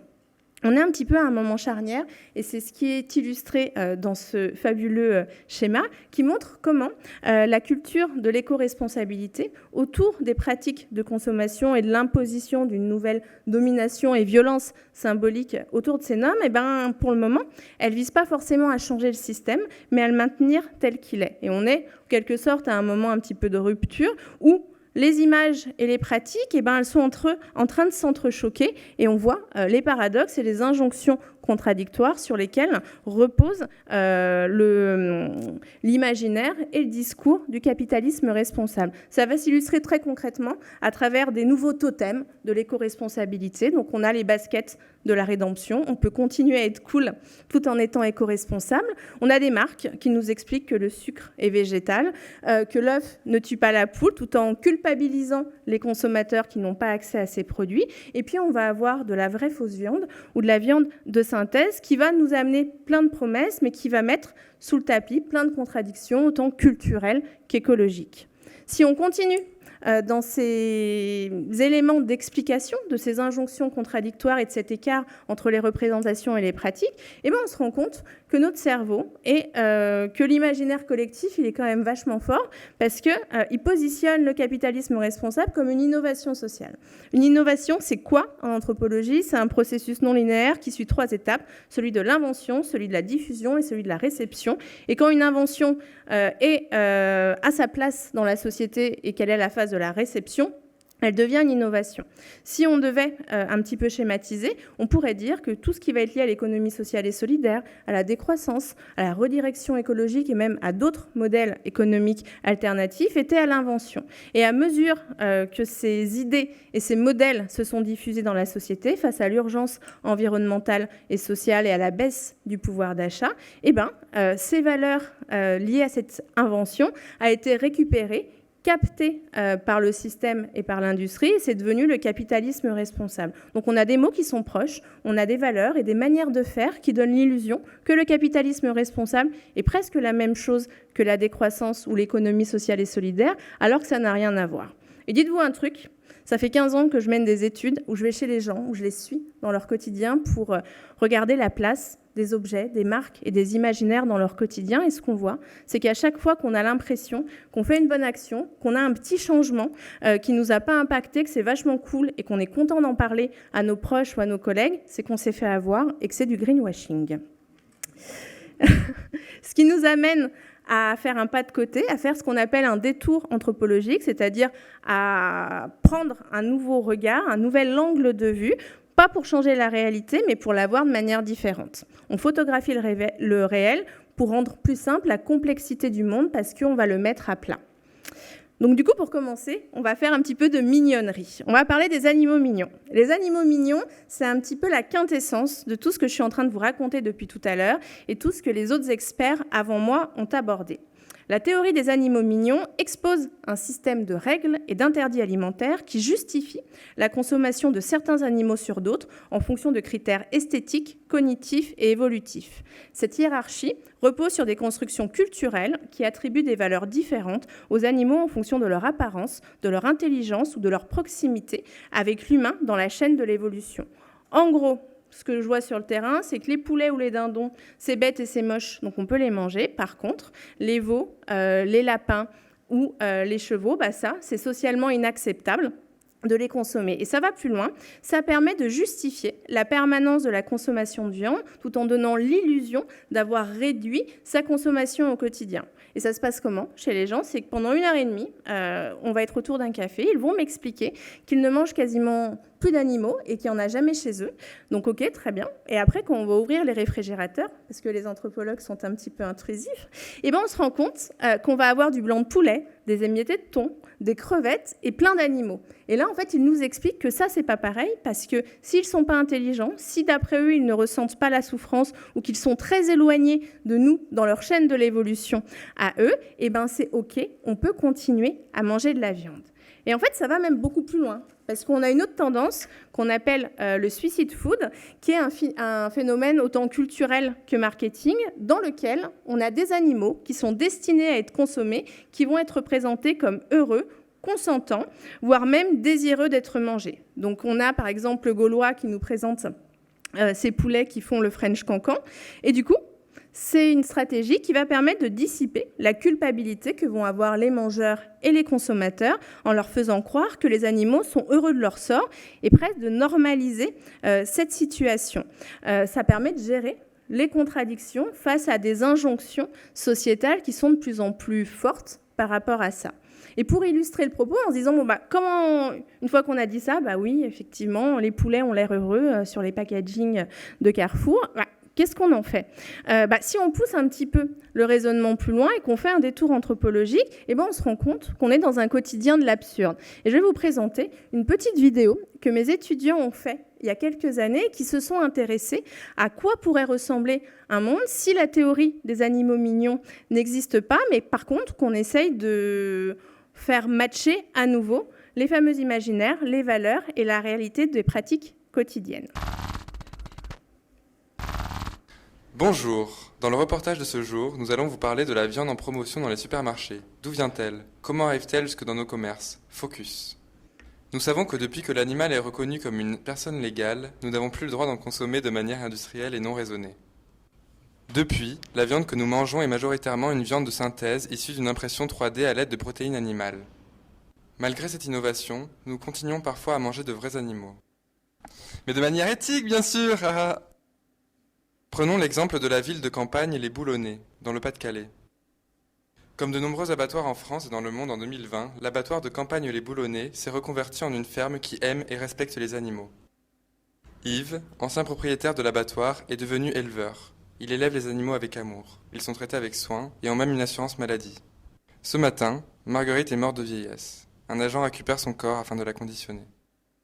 Marguerite deviendra le bon steak saignant que vous trouverez dans votre promotion du jour. Prenons un autre cas. Aujourd'hui, Marie a renversé un renard. Marie est envoyée en prison. Quant au renard, lui aussi deviendra un morceau de viande parmi les promotions du jour de votre supermarché après avoir été récupéré par l'agent spécial. Nous sommes allés rendre visite à Lisa, dont le chat vient tout juste de mourir d'une indigestion de croquettes. La pauvre petite Lisa, après la mort de son chat, a directement appelé l'agent pour récupérer Minette. Minette deviendra elle aussi un morceau de viande parmi les promotions du jour de votre supermarché. Vous venez de découvrir d'où provient la viande de nos supermarchés. De viande de synthèse bio-imprimée, et celles en promotion sont issues des animaux naturellement morts et fraîchement ramassés du jour. Merci pour votre attention et à bientôt pour une autre édition spéciale. Donc, êtes-vous prêt à manger Minette pour la transition socio-écologique? C'est la question qui, de manière sous-jacente, va aborder d'autres thèmes et notamment d'avoir une vision qui va être plus globale de l'impact de notre consommation et de nos modes de vie sur le reste du vivant et de la société. On va avoir différents outils qui vont nous permettre toujours de photographier cette réalité pour percevoir différemment la réalité. La première, c'est ce que j'appelle la roue de la contrainte, qui va permettre d'étudier les enjeux de la transition à toutes les échelles de la société. Tout à l'heure, je vous ai montré une échelle du plus petit au plus grand par rapport à la culture de la consommation. Là, on est sur une roue, cette fois-ci, qui va nous permettre d'avoir une perspective afin de comprendre, observer et analyser les initiatives qui sont existantes et qui vont contribuer à la transformation socio-écologique. Et ce qui est intéressant, c'est qu'on voit les 5 facettes de cette roue, les routines quotidiennes, la fracture socio-écologique, le modèle socio-économique, les infrastructures socio-techniques et les politiques et les gouvernances. Et en fait, quel que soit l'endroit où on va poser le regard en fonction de l'échelle, que ce soit au niveau de ce que font les gens chez eux, au niveau de la fracture qui n'est plus seulement maintenant sociale, mais écologique, du modèle économique qui va être choisi, de l'infrastructure, etc., et on se rend compte qu'on a plein d'enjeux à prendre en compte, et ce n'est pas parce qu'on ne les voit pas à une autre échelle qu'ils n'existent pas et qu'ils n'ont pas une incidence sur cette échelle. Donc, une première proposition, c'est la roue de la contrainte avec une vision systémique et trans-échelle et niveau de réalité pour comprendre la complexité du monde. La deuxième, c'est ce que j'appelle le tour du monde du capitalisme. Le tour du monde du capitalisme, c'est beaucoup moins sympa que les safaris marketing où on va dans les grands magasins ou chez les consommateurs. Là, c'est d'aller explorer tous les aspects dérangeants, invisibles ou ignorés de notre société pour remettre en question nos croyances et la pertinence de ce qu'on juge acceptable par rapport à cette vision qui va être globale. Donc là, concrètement, c'est de s'intéresser à ce qu'on appelle la valeur étendue au niveau de l'extraction, de la production, de la distribution, de la vente, de la consommation et de la fin de vie des produits pour rendre visible ce que l'on ne voit pas ou ce que l'on ne veut pas voir, pour rendre beaucoup plus proche le lointain et questionner l'acceptable de l'inacceptable. Je vous ai mis plusieurs exemples. Donc la voiture électrique, on l'a déjà un petit peu abordé cet après-midi dans les interventions précédentes, mais est-ce que c'est vraiment viable et soutenable à long terme, quel que soit l'endroit où on va poser notre regard par rapport à la nécessité d'extraire les matières premières et à l'impact que ça va avoir en termes de ressources associées comme l'eau, mais également de dégradation des écosystèmes locaux, que ce soit au niveau de la production, de la distribution, en termes d'impact et de changement qui n'en sont pas vraiment un, parce que si on peut vivre comme avant, mais en passant d'une voiture thermique à une voiture électrique, on n'acculture pas à une nouvelle manière de faire société. Ça va nécessiter de nouveaux investissements et des aménagements urbains. Et sur la fin de vie, on a une majorité de batteries qui ne se recyclent pas encore pour le moment. Autre exemple, si on prend la brosse à dents en bambou, c'est pareil, ça paraît super bien sur le papier, c'est écologique, c'est tendance, ça permet de briller en société, mais par contre, la majorité des bambous utilisés proviennent de l'autre bout du monde, donc ça n'a pas forcément une empreinte qui est démesurée, et en plus on va avoir un prix qui va être supérieur, donc qui n'est pas accessible à tout le monde, et on va avoir une durée de vie qui va être inférieure. Je vous rassure, ça marche avec tout. Si on s'intéresse au smartphone, là je vous ai mis un exemple qui est un ouvrage qui s'intéresse à l'usine Foxconn et qui a traité du cas des vagues de suicides dans les usines qui produisaient notamment les smartphones qu'on a tous. Et bien, pour pallier à cette vague de suicides, au lieu de réfléchir sur comment c'est produit et aux conditions de travail, ils ont mis des filets anti-suicides aux fenêtres pour que les salariés n'aient même pas le droit de s'échapper de leurs conditions par la mort. Donc du coup, c'est de se dire, est-ce qu'on cautionne tous collectivement la souffrance des autres que l'on a à fleur de nous si on va sur Vinted, sur Shein et à portée de main avec nos smartphones. Du coup, ça nous amène à une autre notion que je développe dans mes travaux qui s'appelle le marketing du chaos. Actuellement, tout ce qui va être lié à l'éco-responsabilité et notamment à ce qu'on peut appeler du greenwashing, même si parfois c'est fait avec des très bonnes intentions, ça va jouer sur les peurs et les incertitudes du changement pour amener une poursuite de la désirabilité de la consommation et de nos modes de vie. Mais du coup, qu'est-ce qui se passerait si on aurait un marketing au service du chaos qui transforme les valeurs et les imaginaires au service de l'essentiel que l'on parlait précédemment? Si on continue, on va un petit peu plus loin et on va s'intéresser aux diversités des manières de faire société. Ce qui est intéressant, c'est que chaque génération, chaque société a son combat. Le nôtre, c'est l'urgence sociale et environnementale. La diversité du vivant, qu'elle soit génétique, qu'elle soit culturelle, mais également en termes de diversité de société, ça caractérise l'histoire de notre humanité. C'est un enjeu de survie pour nous, comme pour toutes les autres espèces du vivant. Et la diversité des cultures, c'est le premier enseignement que l'on a en faculté d'anthropologie. Et le premier cours magistral que j'avais s'appelait « Diversité des cultures et unité de l'homme ». Vous voyez sur la diapositive, vous avez Charles Darwin et vous avez Claude Lévi-Strauss. Le premier, c'est un naturaliste anglais. Le deuxième, c'est un anthropologue français. À 100 ans d'écart, eux faisaient le constat alarmant de la perte de la diversité, qu'elle soit naturelle ou qu'elle soit des sociétés à notre époque. On est presque encore 100 ans plus loin, donc ça fait 300 ans. Et là, ce qui fait peur maintenant, c'est la diversité des pertes de manière de faire société, de croire et d'imaginer d'autres voies possibles pour demain. Donc si on essaye de se dire que cette diversité des structures de société, c'est peut-être une des voies ou un enjeu de survie, on va peut-être essayer de s'inspirer du passé pour ne pas faire les mêmes erreurs. Par exemple, dans mes travaux, je m'intéresse aux civilisations mayas, à celles de l'île de Pâques ou de l'Empire romain, en mettant en exergue différents facteurs qui ne sont pas exhaustifs, mais comme climatiques, environnementaux, socio-économiques, culturels et politiques, en se disant que nous, là, on est un petit peu en train de cocher toutes les cases pour avoir un destin qui n'est pas forcément aussi utopique qu'on nous le présente avec le capitalisme vert.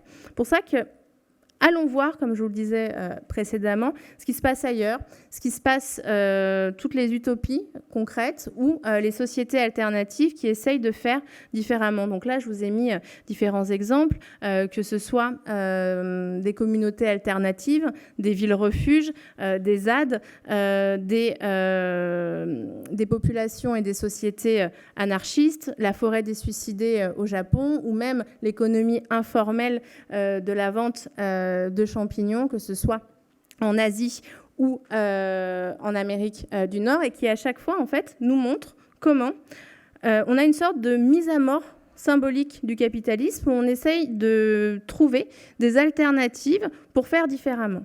Bien évidemment, je ne vous conseille pas tous d'aller dans la forêt des suicidés au Japon ou d'aller vivre dans une ZAD, mais par contre, regardez leur modèle de fonctionnement et les imaginaires qui sont sous-jacents peuvent nous inspirer pour faire ces fameux pas de côté et aller voir la réalité de manière différente. La mise à mort symbolique du capitalisme, on peut le voir comme un rite anthropologique où un groupe remet en question les principes fondamentaux du capitalisme pour instaurer de nouvelles pratiques sociales, économiques et politiques. On va avoir différentes phases. La première, c'est la phase de séparation, qui va être la prise de conscience face aux inégalités, à la crise environnementale ou à la baisse du pouvoir d'achat, et on va essayer de rechercher des alternatives. La deuxième phase, c'est la phase dite liminale. C'est une période de transition où les normes et croyances capitalistes et donc de notre système sont questionnées et de nouvelles idées sont explorées. Ensuite vient la phase d'agrégation. On va essayer d'intégrer de nouvelles pratiques et de nouvelles valeurs dans la vie quotidienne. On va adopter un mode de vie alternatif et on va participer à des actions de contestation. Et enfin, la dernière phase, qui est celle de la réintégration, où là, les individus vont réintégrer, soit de manière totale, soit de manière partielle, la société avec une nouvelle vision du monde et des nouvelles pratiques qui vont s'essaimer et qui vont avoir une incidence sur les autres. Si on s'intéresse à ce rite tel qu'il est pratiqué au Japon dans la forêt des suicidés, on va se rendre compte que c'est une région du monde, que c'est une forêt où on a la vague de suicides qui est la plus importante au monde et qui traduit une volonté d'échapper à la pression sociale de certains cadres en quête de sens. Nous, on boit des jus, on fait du yoga. Eux, ils vont dans la forêt des suicidés pour essayer de retrouver, d'un point de vue culturel, l'honneur de leur patron ou de leurs proches. Et généralement, le pic des suicides correspond avec la fin de l'année fiscale chez eux. Et ce qui est intéressant dans cette forêt des suicidés, c'est qu'en fait, on va avoir une micro-société qui va se mettre en place entre les aspirants au suicide, où en fait, ils vont camper pendant plusieurs jours et ils vont rencontrer de manière aléatoire d'autres aspirants au suicide et ils vont essayer de prendre de la distance sur leur vie. Certains d'entre eux ne sortiront jamais de la forêt, et je ne vous fais pas un dessin sur leur fin, et d'autres, par contre, vont sortir de la forêt, retourner dans le monde des vivants pour percevoir leur vie de manière différente. Donc il y a les 4 phases, la séparation, la liminalité, l'agrégation et la réintégration. Et en fait, voir que si nous, on veut faire du yoga ou qu'on fait appel à un coach et qu'eux, en fait, vont dans la forêt camper pour savoir quelle est la solution et quel est leur échappatoire, ça nous permet d'avoir une distance qui permet de prendre du recul et d'extraire une nouvelle perception de notre réalité. Par rapport à ça, en fait, et par rapport à tous les enjeux anthropologiques dont on parle depuis le début de l'après-midi, on va avoir 3 scénarios qui nous permettent d'avoir des regards ou des pistes de réflexion un petit peu différentes. Le premier, qui est le plus populaire, qui est celui de l'effondrement, qui est un scénario qui envisage une rupture majeure des systèmes économiques, sociaux et politiques et qui vont entraîner en fait une crise généralisée. Donc c'est un mouvement et c'est une idéologie qui est assez contestée. Certains la trouvent trop catastrophique, etc. Mais cet imaginaire apocalyptique est quand même relativement présent sur les débats sur la transition. Le deuxième, c'est le scénario du délitement. Donc là, on est sur un affaiblissement progressif des structures sociétales marqué par l'aggravation des inégalités, la détérioration des infrastructures et des services. Et on va avoir une recomposition des territoires et des États en fonction de ces délitements progressifs et ceux qui sont en capacité de pouvoir prendre le dessus sur les autres.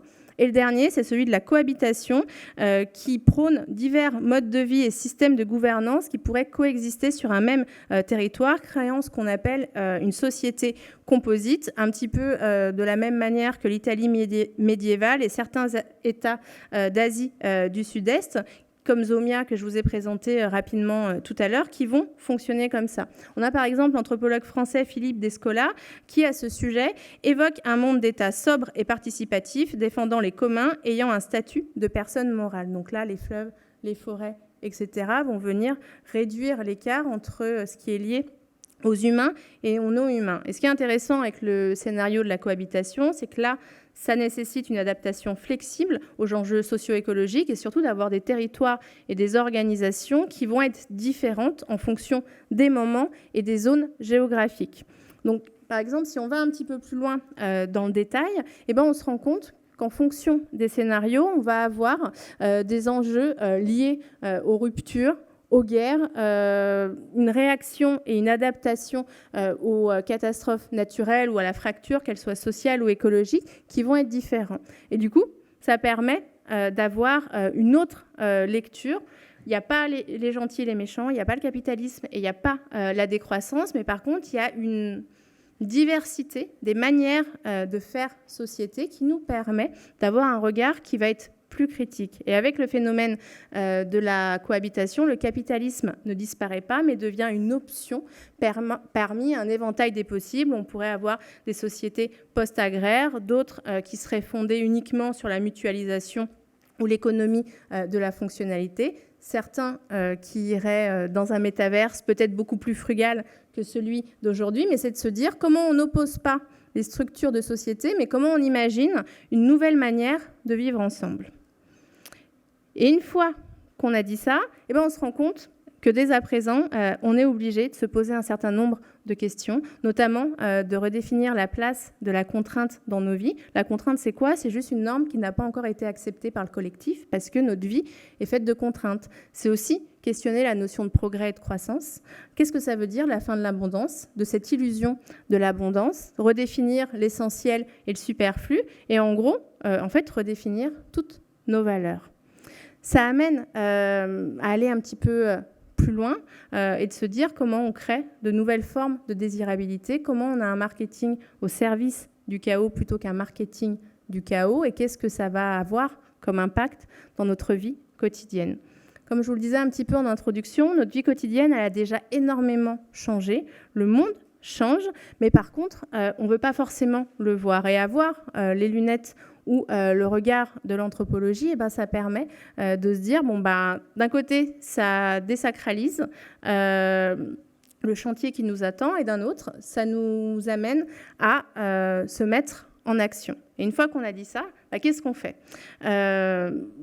Par rapport à l'anthropologie, la véritable innovation de rupture de notre époque, elle ne viendra pas forcément des solutions technologiques de décarbonation, mais de la valorisation des contraintes quotidiennes et des nouvelles manières de faire société qui représentent le socle d'un nouveau système de valeurs anthropologiques permettant de repenser nos sociétés et de s'inscrire dans une logique de transition plus juste et démocratique. Actuellement, par rapport à toutes ces initiatives, et l'événement d'aujourd'hui en est l'illustration la plus parfaite, on façonne l'avenir de nos sociétés, mais il est temps de nous interroger sur le rôle que nous voulons jouer dans cette transformation. Serons-nous les spectateurs passifs d'un monde en mutation ou les acteurs engagés d'une révolution écosociale qui redéfinit notre existence sur cette planète? Si on ne le fait pas pour nous, en fait, faisons-le au moins pour les autres, que ce soit nos descendants ou les cultures non occidentales, afin de leur laisser la possibilité aux générations futures de choisir leur voie de progrès. On va quand même finir sur une note positive, généralement. J'ai tendance à dire que le futur peut être cool, mais encore faut-il le vouloir. Et je vous remercie pour votre attention et votre courage.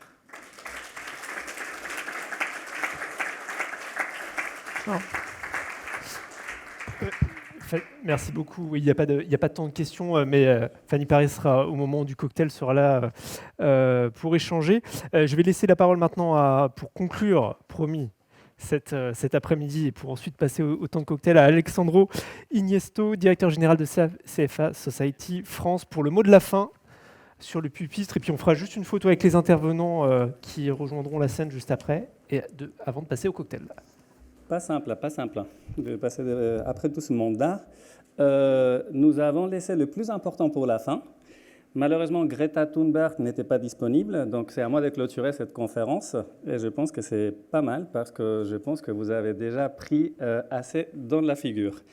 Moi, je dirige CFA Society France qui regroupe des professionnels de la finance qui sont engagés et qui sont tenus au plus haut standard du professionnalisme et de l'éthique, et depuis un certain temps aussi qui travaillent dans le développement durable. Cette année, nous fêtons les 25 ans de notre association, qui a démarré avec 8 membres, et aujourd'hui, nous sommes plus de 1500, avec une très belle croissance.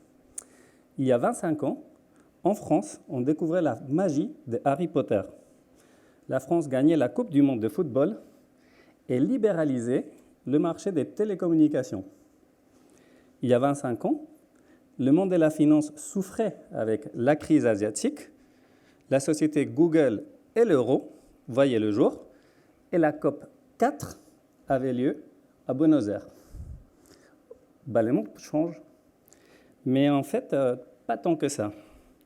Il y a 25 ans, la Terre voyageait déjà dans l'espace. On était à un peu moins de 6 milliards d'habitants, et la température globale moyenne était déjà la plus élevée du XXe siècle. D'ici 25 ans, j'espère, la Terre voyagera toujours dans l'espace. La population mondiale va atteindre, sauf guerre ou pandémie, autour de 10 milliards de personnes. Et la température globale.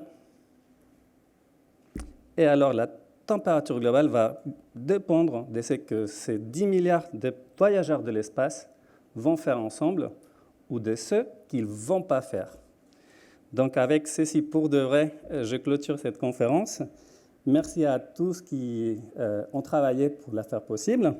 Donc déjà, merci aux incroyables panélistes qu'on a fait venir. Donc un grand applaudissement parce que sans leur sagesse, tout ça n'est pas possible. Merci beaucoup à Baptiste, qui est, je pense, la première personne qui a réussi à tenir une conférence CFA dans les temps impartis. Bravo Baptiste, merci beaucoup. Un grand merci à nos 100 volontaires. On est 100 personnes à peu près à faire vivre cette association. Donc, Lenny Kessler, bien sûr, mon alter ego pour toute cette conférence. C'est un vrai plaisir de travailler avec toi. Matteo et Alexis ont bossé sur cette conférence. Mais dans la salle, j'aimerais bien que les gens qui sont volontaires de l'association, membres du comité, des comités, se lèvent. Et si vous voulez savoir plus de cette merveilleuse association, vous pouvez vous diriger vers tous ces gens-là. Donc, 1, 2, 3... Bravo. C'est ça, si vous avez des idées. Julie, tu pourrais même te lever. Hein. Et merci, Voilà. merci à Alejandro, parce qu'il ne va pas se remercier si on ne le fait pas. Donc merci beaucoup Alejandro d'avoir organisé cet événement. Ah, j'avais dit que je laisserais le meilleur pour la fin. Il y a Mustapha Tachaboun qui est dans la salle, peut-être. Mustapha travaille chez Amundi, donc si on est là, c'est grâce à lui. Et ça a été très compliqué. Bravo. Et après, pour le reste, donc on a 2 populations dans la salle qui restent après tous ces applaudissements. Il y a ceux qui sont déjà engagés dans la transition écologique ou une économie écologique, donc bravo. Il y en a certains par cette zone-là, je sais bien de qui je parle. Et puis après, pour tous qui ne sont pas encore engagés, j'espère que cette conférence va vous pousser à agir. Je pense que Fabrice l'a répété pas mal de fois, il faut agir, il faut faire des choses. Et donc, c'est moi qui vous remercie d'avance. Merci beaucoup. Merci.